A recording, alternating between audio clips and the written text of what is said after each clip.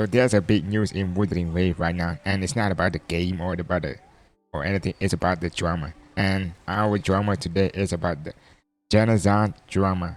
It's basically about the 7 out of 10. Spoiler alert: this isn't about the rating of Jenazad giving a 7 out of 10. So Glaive Kill gave like a very good neutral perspective, and like most of his video he gave like mostly video of he gave like facts or like ideas or opinion of his opinion, and it just like let us think what side do you pick. It's like a neutral based like news media, like what news should be. You give news and the viewers should like pick side, like is it correct or wrong. It's based on the viewers or the listeners. So I'm gonna give my my thoughts into this. So without further ado, let's start reacting. We're the Gacha community and we're proud. We gotta stop these bad guys in this community. They didn't like this as much as me. We're gonna take their channel down. Gacha heroes assemble! I'm gonna make an internet meme. I'm gonna make an internet meme on this guy. What a crazy intro. My name's Jenazad. This thing that everybody likes is actually really shit, actually. You got him, guys. Make sure to go like my Twitter post. Gacha community heroes! Good lord. Jesus. This is all of this. I want you to understand that these are all grown, middle-aged men that are fighting over a story about an anime girl. The recent drama.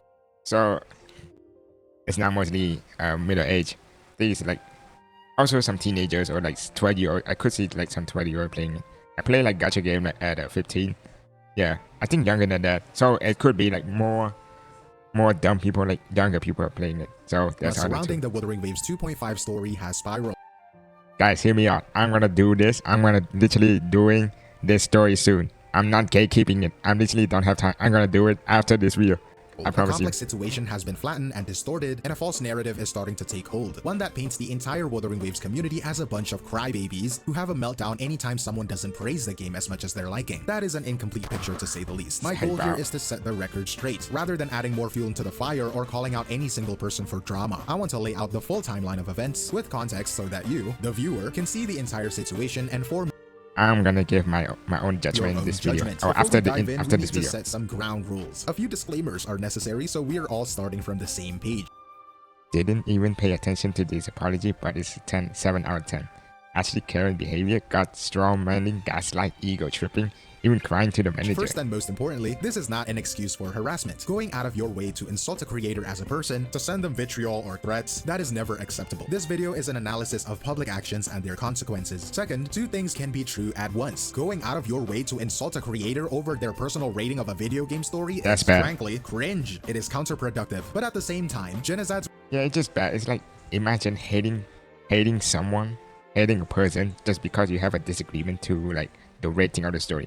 If I like, for example, if a story I rate it like a 5 or a 10 out of 10, and other people like rated like a 5 or a 10, 5 out of 10, and if you like, you're not gonna hate each other because of it. It's like people have different tastes, or if you want to convince people like to follow your path, give them like some reasonable ideas or reasonable opinion of your own opinion on why this is better than your rating is better than their rating. You know what I mean? Reaction to the initial criticism just do not call people beyond names. A poor response. It became an incendiary escalation that poured gasoline on the fire. We will be looking at both of these things. And finally, a personal note. Some of you might know that I have in the past defended Jenazad during a separate incident where people were using a vulnerable moment of mine to attack him. But Jenazad is here too, bro. What says he cared but hasn't even E6? You, man. I cried like a mother, man.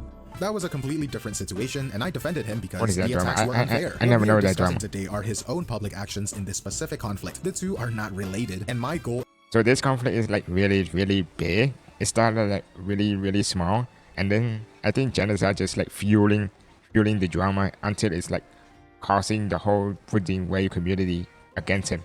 Not because of the 7 out of 10. It's basically like calling out people like should revive himself or whatever. Is to be as fair as possible to the facts. With that foundation laid, let's get into what actually happened, and the story begins in an unexpected place, with a victory. To understand why things went so sideways, we first have to understand the community itself. There is a unique dynamic between the Wuthering Waves player base and the developer Kuro Games, through a well-documented history of the developers listening intently to feedback and rapidly improving the game. An unusual bond was formed. The community feels less like simple consumers and more like protective stakeholders, deeply invested in the game's direction. And heading into the 2.5 update, all of that investment was focused on one thing: the story's antagonist, Phrolova. There was a very specific widespread fear. In gacha games, there is a predictable pattern where a compelling villain becomes popular, gets a tragic backstory, and a change of heart, and suddenly stops being a villain so they can be sold to you. It is a trope that can completely deflate any narrative stakes. The community was worried Phrolova would fall into this exact.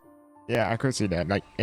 Before WuWa Story release or Phrolova, when they see people doing marketing, people start worry about there's a drama, people actually want to quit playing Wuthering Wave just because they think Phrolova gonna be her story is gonna be sad, and she just turn her life upside down. So she from become a terrorist or a very very bad guy to a very very good guy, and people doesn't like that.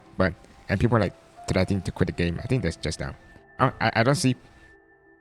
I don't see a problem seeing a villain turning into a very good guy, because there's I saw that a lot, and it's fun to me. Pipeline. Content creator Marco Meatball put this into words perfectly, saying he was deeply concerned that the game. Yep, here, this the point. I've been seeing. So she mean thinking about Wuthering Wave Phrolova become a flavor, and if she has change of heart, means she will change from bad guy to good guys, from villain to heroes. It means he's gonna quit. Game would That's start the short. justifying its monetization by dumbing down its characters, making the entire world feel cheap. He wasn't alone as well. This was the test. Could Kuro resist the easy path and deliver a story with teeth? And then the update arrived, and Kuro delivered by an overwhelming consensus. This story is really. I heard from people this is really really good story, but I'm gonna do it later. I'm gonna do it today. I'm gonna do it today. The 2.5 story was a triumph. The community erupted. On forums and social media, people called it pure cinema, hailing it as a new benchmark for narrative quality. They got exactly what they wanted. Phrolova remained a complex, compelling, and ultimately villainous character without a cheap redemption arc. This acclaim was also widespread. Alright. This story is so good that Gacha Smack could change. This story is so good, it changed Gacha Smack life. So I think I watched this video.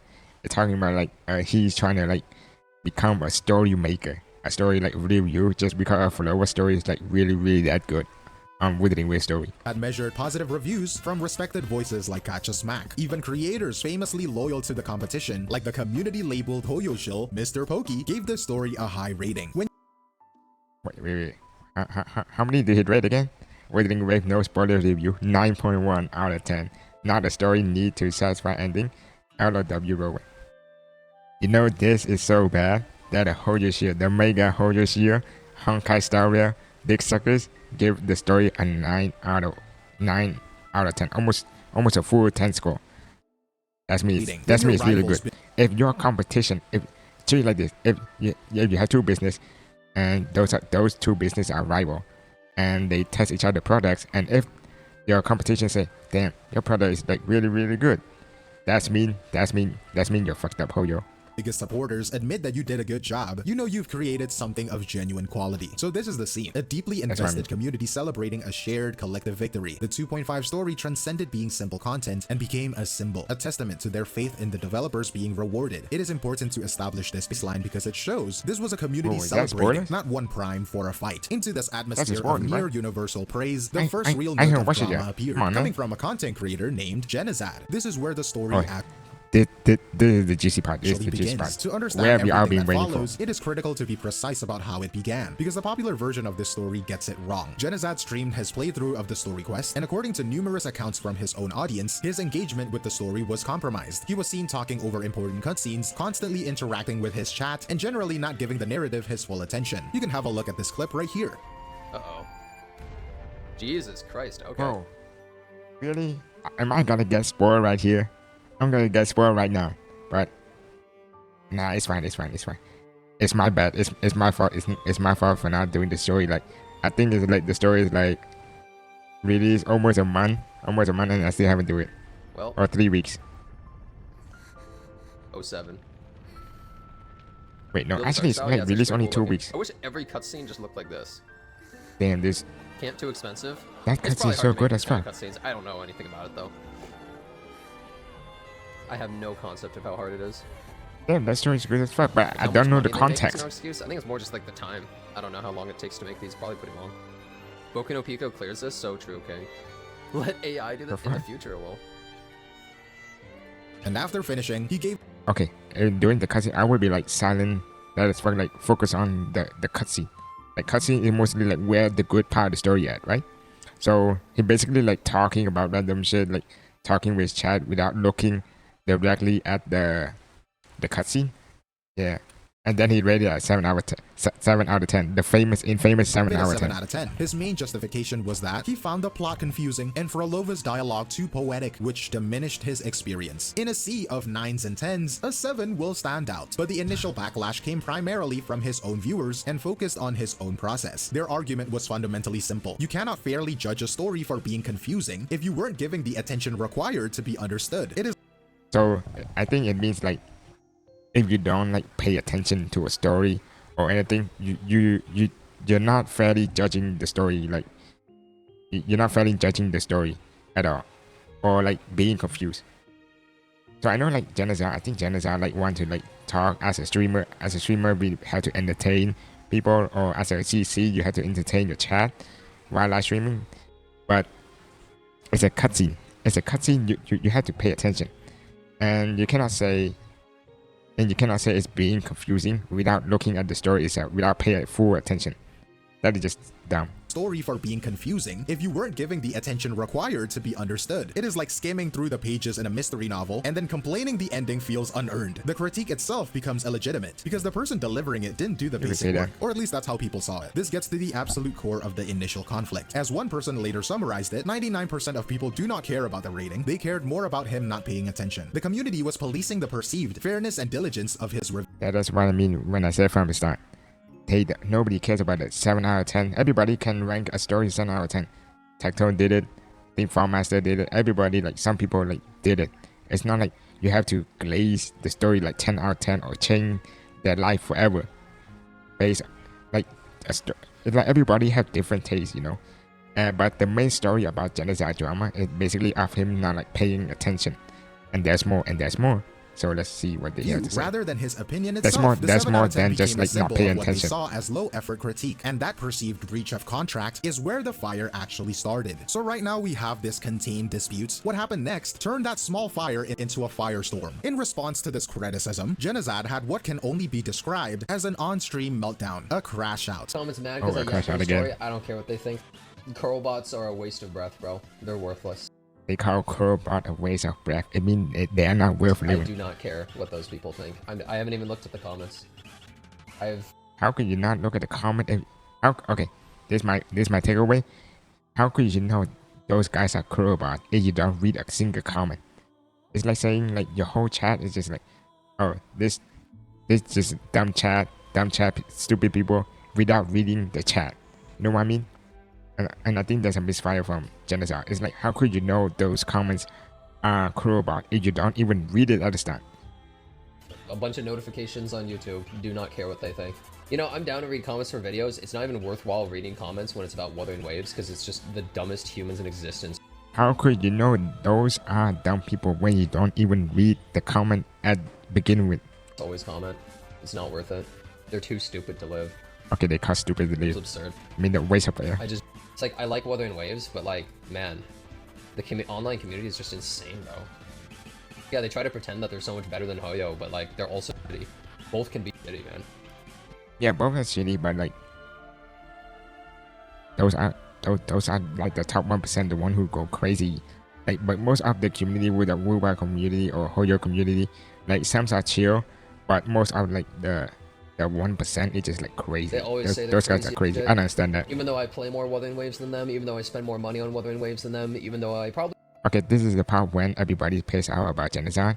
He just said this. Even though I play more Wuthering Waves than them, even though I spend more money on Spend more Wuthering money Waves than them, you. even though I probably enjoy the game more than them, and that's Enjoy why I the game more than actually you. give complaints about things that matter. You know what? Why And am I another being one? invited to Curl Fest? His defense of the Curlbot. So his defense is like, I should be the motherfucker who should be praised. It's just like, what's it? I forgot the slime guy. The slime guy. But in reality, just like the same, like those same words is like the same as it is. It's like I should be praised because I play the game more than you. I spend more than you, so I should have the better, like have high value or have high critique compared to you.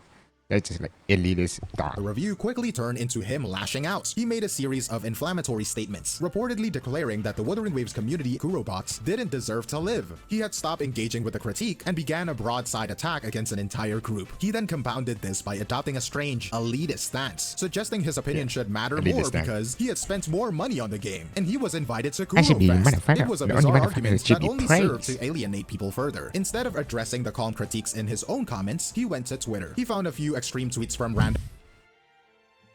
Okay, let's read this. Some creator rate the 2.5 story. Nikita Slide, 10 out of 10. Captain Cabinet, 9 out of 10. I mean, 9 out of 10, 9 out of 10. Saint Touch, 9 to 10 out of 10. Brand Online, 9.5. Ethan, 9.5 to 10. Tectone, 7.8 to 8.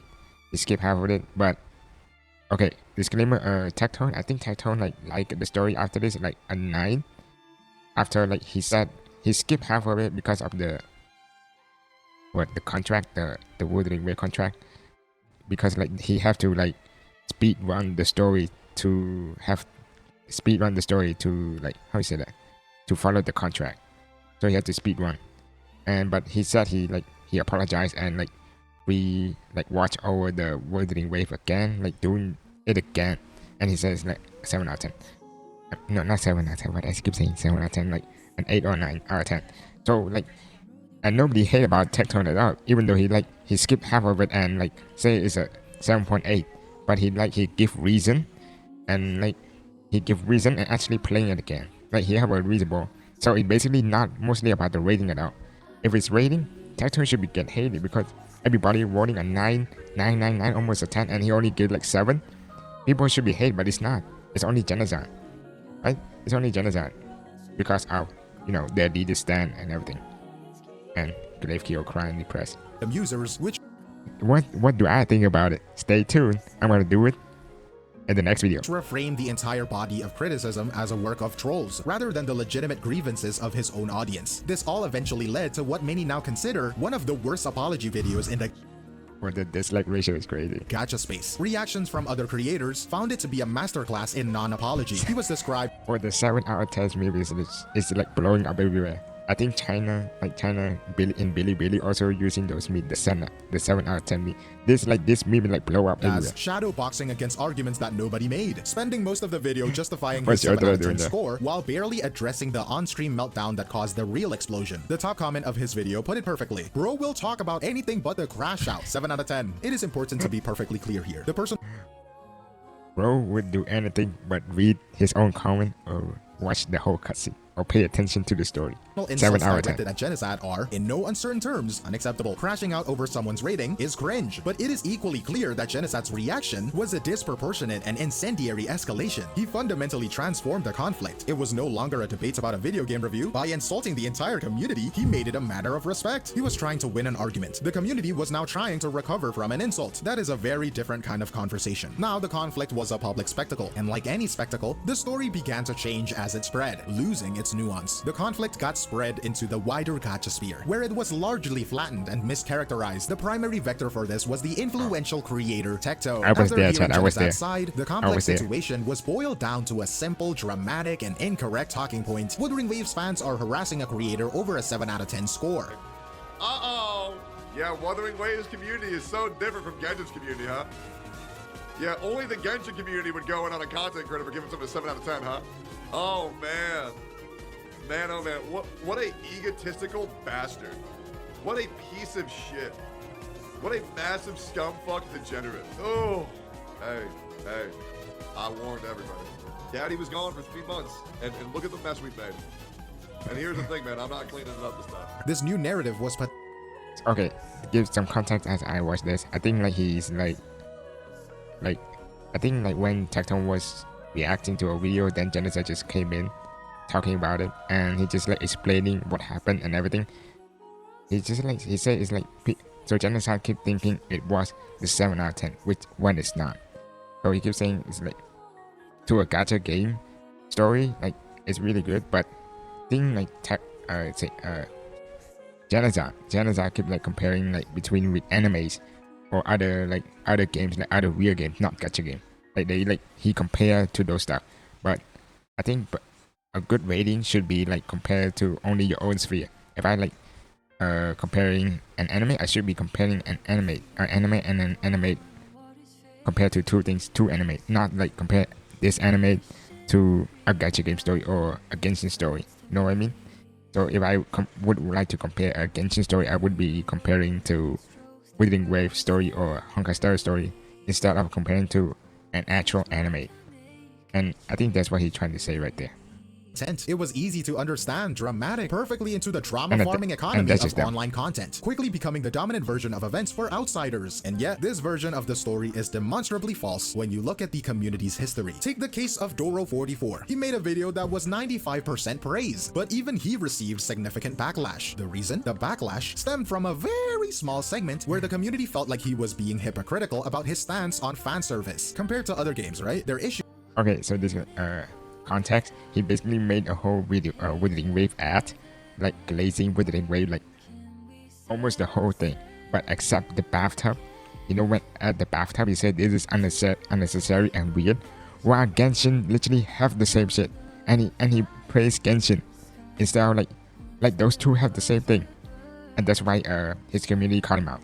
Was with the perceived lack of consistency and fairness. Similarly, the drama around the creator EO saw the community pushback because he had a habit of posting incredibly vague critiques. When he was asked for clarification, he would crash out. The core problem was the complete lack of substance. Looking at these cases together, a clearer pattern emerges. This isn't a community that rejects criticism. It is a community that rejects what it perceives as low effort, bad faith, or hypocritical criticism. The entire drama boils down to one thing. This community has a powerful, almost allergic immune response to misinformation and, for the lack of better term, bullshit. They get mad when they feel someone is making things up or arguing unfairly, and they will call it out. This is where the toxic community label becomes such a useful, powerful rhetorical weapon. It allows a creator to preemptively invalidate any criticism. By framing the community as inherently toxic, any pushback, no matter how well reasoned, can simply be dismissed as more proof to that toxicity. A tactic that shifts the burden of proof from the person making a flawed argument onto the community. The narrative completely distorted, the conflict seemed destined to burn on indefinitely in a perfect feedback loop, and then we got a pivotal moment of de-escalation. This came in the form of a recorded stream call between Saint Tontus and Tectone. In this conversation, Saint Tontus acted as a conduit for the community, methodically laying out the full nuanced context. He calmly explained that the initial issue was about the review process, and the subsequent firestorm was a reaction to personal insults, separate from the 7 out of 10 score. And I think this call seemed to work. The immediate creator-on-creator conflict cooled down. However, as the heat dissipated, the focus of the conversation began to shift. As often happens when these conflicts widen, the discussion moved from the specifics of the incident to a more general systemic problem. The new subject became the broad, abstract concepts of gacha tribalism. This shift in focus, whether intentional or not, had a clear effect. When the conversation turns to a massive issue like tribalism, the actions of any single individual naturally fade into the background. It becomes a discussion about the entire forest, and the specific trees that started the fire are easily forgotten. It is a much broader and in many ways easier topic to discuss than a messy personal controversy. The unfortunate consequence of this pivot, however, was that the community's original legitimate grievances were largely left behind. While the interpersonal drama between creators found a path to resolution, the core complaints about the review process and the subsequent insults ended up being sidelined. And so the drama quote-unquote ends, not with a resolution to the central issue, but with the conversation changing entirely, setting the stage for similar misunderstandings to happen all over again, just like it did 5 months ago and 7 months ago. We are going to fight the same battles again and again and again and again and again.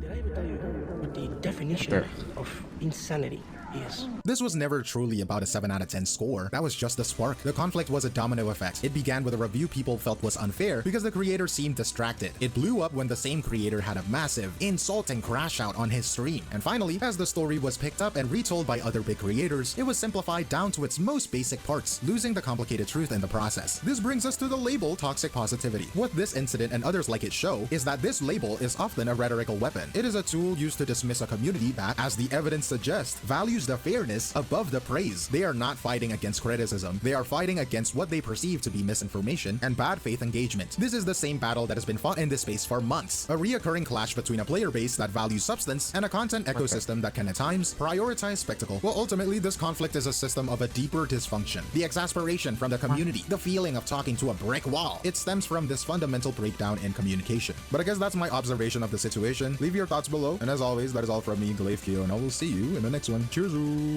So that's a good explanation. Actually, rewatching the whole thing, and yeah, I think Glaive Keo is being like completely unbiased. Like he just stated the facts, and that's the thing.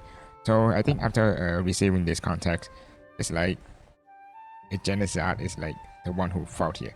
If I would apologize, or if I would do that, I would do like apologize. I watched the whole thing. I watched his apology. So he's just like saying not sorry, I'm not sorry or something. He kept thinking about the 7 out of 10 rating. He kept thinking this is about the 7 out of 10 rating, but it's not. It's actually about him not paying attention to the story. If you want to make a rating or any story rating at all, you should be like paying close attention. It's like if you're watching anime, you should pay close to it, pay attention to the anime instead of like scrolling your phone or playing some games and just like looking a bit or only listen to the voice actor and just rate it afterward. I think that's just stupid and just dumb. It's like bad. And calling people dumb and copying people like toxic positivity, it means like you always want toxic and you only want like positive rating, or else everybody's gonna hate you. That's what toxic positivity means. It's like he thinks he call people critiques bad because like he thinks like those communities only want positive stuff, and that's just wrong.